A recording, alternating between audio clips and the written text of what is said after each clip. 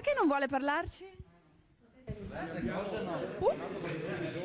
Avevano tentato di bloccare tutto, riunendosi a Milano per studiare una contromossa alla proposta di tagliare loro i vitalizi, ma le ultime speranze degli ex consiglieri regionali si sono infrante contro la decisione dei loro successori che hanno votato all'unanimità il taglio del contributo, una sforbiciata calcolata in base all'entità dello stesso vitalizio e che andrà dal 5% per assegni fino a 2.000 euro al 15% per quelli sopra i 6.000 euro. Abbiamo cercato di applicare la legge del buonsenso, io spero che dall'altra parte ci sia altrettanto buonsenso e si capiscano le necessità anche delle istituzioni nel tagliare quelli che sono i costi, perché è un momento difficile per tutti. Nessuna contrapposizione però tra vecchi e nuovi consiglieri, perché a Palazzo Ferro-Fini si è anche deciso di eliminare i futuri vitalizi trasformandoli in semplici pensioni. Siamo nella situazione di quelli che si sono tagliati, anche loro, quelli che sono diciamo gli emolumenti oppure i vitalizi che eventualmente prenderanno in futuro. Sicché non è che abbiamo pensato solo agli altri,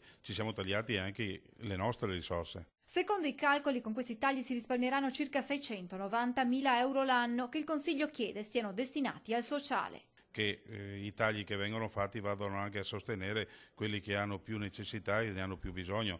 Le famiglie sono in difficoltà, non riescono ad arrivare a fine mese, non riescono a pagare le bollette, così cerchiamo di dare anche una risposta immediata ed efficace.